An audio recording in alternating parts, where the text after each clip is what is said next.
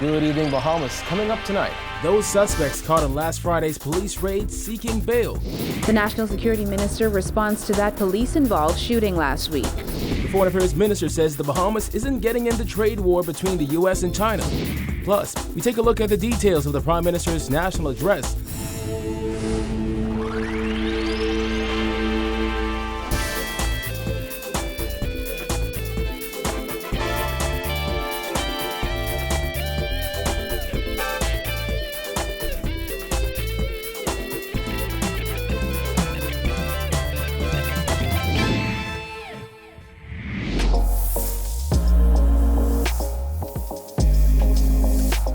Our news is brought to you by Alive. Welcome to Our News, and thanks for joining us. I'm Kyle Joaquin. Topping news tonight, a woman who told the court she was 3 months pregnant and had been kicked by police following a deadly raid on a Blair Estates home last week has been granted bail. However, Jared Higgs tells us her co-accused didn't even make an application. 47-year-old mother-to-be, Kim Smith, seen here in the red jacket, was granted $15,000 bail with two suretors in relation to allegations that she and three others were found in possession of 23.2 pounds of marijuana, a 9mm pistol, a .45 caliber pistol, and 7 rounds of .45 caliber ammunition. The charges stem from a May 17th early morning police raid on a Blair Estates home where 3 men were killed. Smith, the wife of one of the men shot by police, was charged alongside 65-year-old Jane Hilton, seen next to Smith in all black. Smith's 19-year-old son, Shaquille Morley, and 19-year-old Christina Wilson of Gregory Street were also charged on Monday. However, neither Hilton, Morley, or Wilson applied for bail on Tuesday. Justice Renee McKay presided over the bail matter and didn't allow media in the courtroom. Now, Smith was outfitted with an electronic monitoring bracelet that'll come off when she surrenders her passport to authorities. According to Smith's attorney, Christina Galanos, her client's passport was taken by police. During their arraignment before Chief Magistrate Joyanne Ferguson Pratt on Monday, Smith alleged that she was kicked by a woman sergeant and told that she wouldn't bring another killer into this world. Meanwhile, Wilson alleged that she was punched and stomped by male officers, causing injuries to her knees, back, and shoulder. Morley claimed that he was gun-butted as he slept on a couch downstairs. They all pleaded not guilty to the charges before them. At the conclusion of her bail matter, Smith and Hilton were escorted to another court to appear for a civil matter. It is unclear when the other 3 defendants will apply for bail. However, attorney David Cash, who represents Morley, says they are hoping for a Thursday appearance. In the meantime, Hilton, who turned 66 on Wednesday, will spend her birthday behind bars. Reporting for Our News, I'm Jared Higgs. Well, amid questions over the circumstances of that deadly police raid, National Security Minister Marvin Dames is defending the police officers involved in that incident.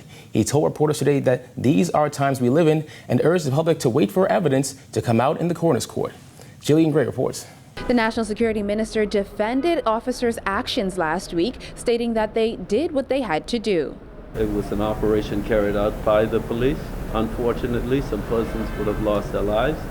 I believe the police may have recovered some 5 weapons on that scene, in addition to a quantity of drugs. And according to the police, that they were fired on. And in a situation like that, by law, they did what they had to do. Last Friday, 3 men were shot and killed by police officers at a home off the Eastern Road. Officers were executing a search warrant on the property when they said 2 men opened fire on them. Officers returned fire, hitting the men, and once inside, another man allegedly confronted them with a weapon. That's when they shot him. The National Security Minister was asked to respond to concerns that the incident reportedly happened in the presence of children. These are the times that we're living in today, and you're going to have, from time to time, unfortunately, situations like this. One of the 3 men is said to be Jamal Penn, also known as Tony Smith, an alleged gang leader who had been charged with and acquitted of several murders in recent years. One of the other men was confirmed to be Trevor Cooper, a 23-year-old who was charged with murder in 2017. The matter is being prepared for the coroner's court, and we'll allow the evidence to come out. There were 11 fatal police-involved shootings and 9 non-fatal police-involved shootings in 2018. Reporting for Our News, I'm Jillian Gray. As Chinese and U.S. officials go back and forth over China's influence on Caribbean countries, Foreign Affairs Minister Darren Henfield insisted today the public battle should not just concern Bahamians, but everyone in the world. The whole world should be concerned if the two largest economies in the world are at odds, because it's going to invariably impact international commerce. And so there is a concern, and we hope that the trade war between the United States of America and China will come to a speedy conclusion. The U.S. recently warned Caribbean countries against Chinese investment. Henfield said while the government would like the matter settled as soon as possible, it is clearly an issue between China and the U.S. and not the Bahamas. He added, though, that the ongoing war between the two nations could negatively affect the Bahamas. The Bahamas government would like to see any trade issues between the two largest economies in the world settled as quickly as possible, because it doesn't bode well for the economic situation anywhere in the world. Invariably, it will impact negatively upon the Bahamas. As I understand, some reports indicating it's impacting negatively upon those two countries at the moment. Speaking of U.S. relations, the Foreign Affairs Minister says he hopes the Bahamas gets a U.S. ambassador soon.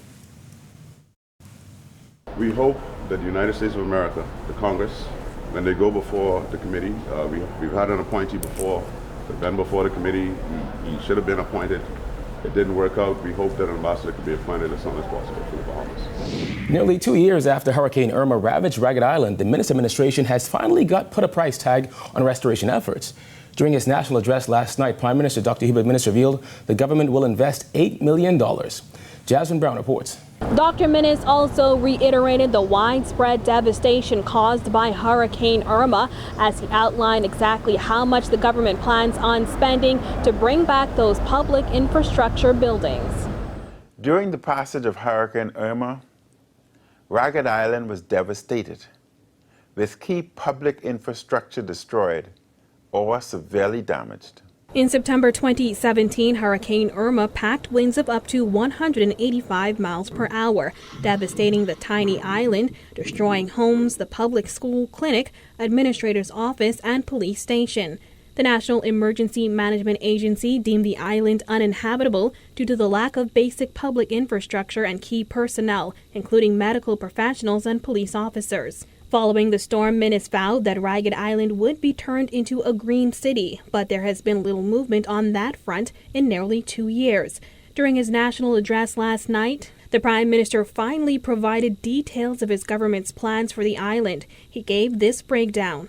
The reconstruction of its public infrastructure includes the following new infrastructure: the construction of a new school and teachers' duplex at a cost of $2 million.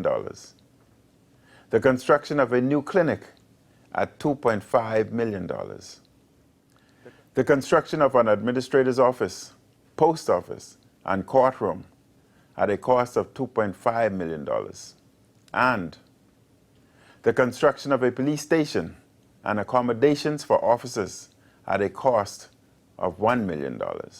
It is unclear when construction of the facilities would begin. However, Minnis did confirm that candidates have been shortlisted to participate in the request for proposal process for a solar generation facility on the island. The RFP is expected to be published soon.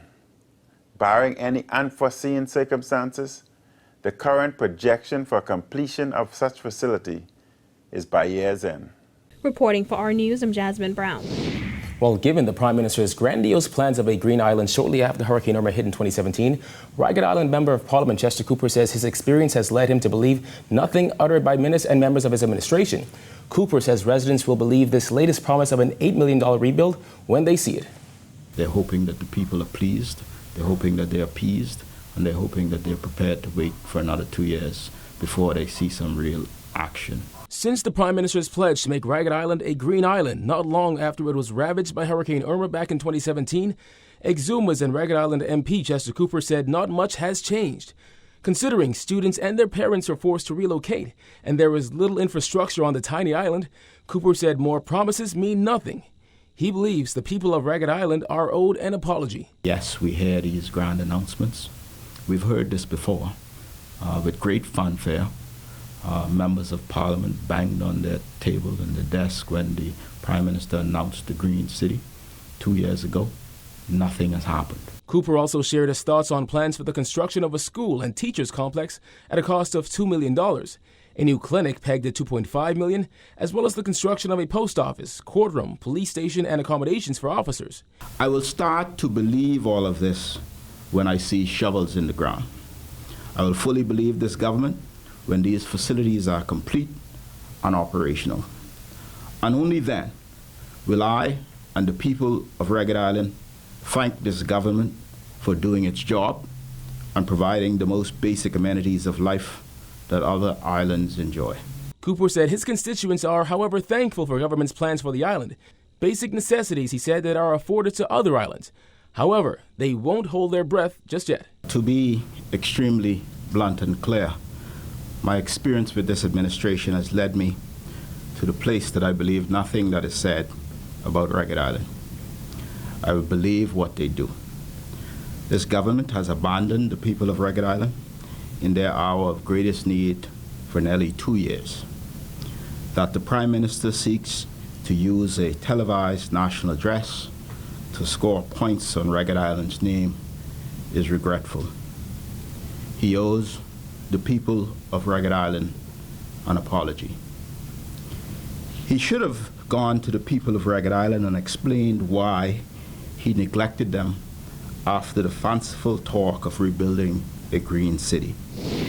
The government has launched an extensive roadworks program throughout the country. Among those roads that will see significant reconstruction is Gladstone Road, which has seen increased traffic congestion since the closure of Munnings Road and the opening of Fusion Superplex. The Prime Minister also announced that the government will be seeking proposals from local consultants for the design and supervision of major thoroughfares throughout New Providence. This would include the Tonic William Stalling Highway between Bethel Avenue and John F. Kennedy Drive, and Blue Hill Road between Soldier Road and Cowpen Road. Infrastructure is not about steel and concrete and other material. Infrastructure is about improving the quality of life for all citizens and providing business opportunities for Bahamian entrepreneurs. Toward this end, we have launched an extensive roadworks program. Additionally, Minna said the government plans to improve the section of road between Soldier Road and Carmichael Road by increasing the number of southbound lanes and by widening the section of Blue Hill Road to Cowpen Road from 2 lanes to 4. We are developing junction improvements with the installation of new traffic signals and road widening at the Commonwealth Boulevard and Prince Charles Drive and Iraqi and West Bay Street. There will also be improvements at the junction at West Bay Street and Blake Road with the construction of a new roundabout. We will resurface and rehabilitate the existing Village Road from Village Lane to Shirley Street. Still to come, why NIB workers walked off the job today. Plus, leaders of 2 umbrella trade unions joined forces on Labor Day. Stay tuned.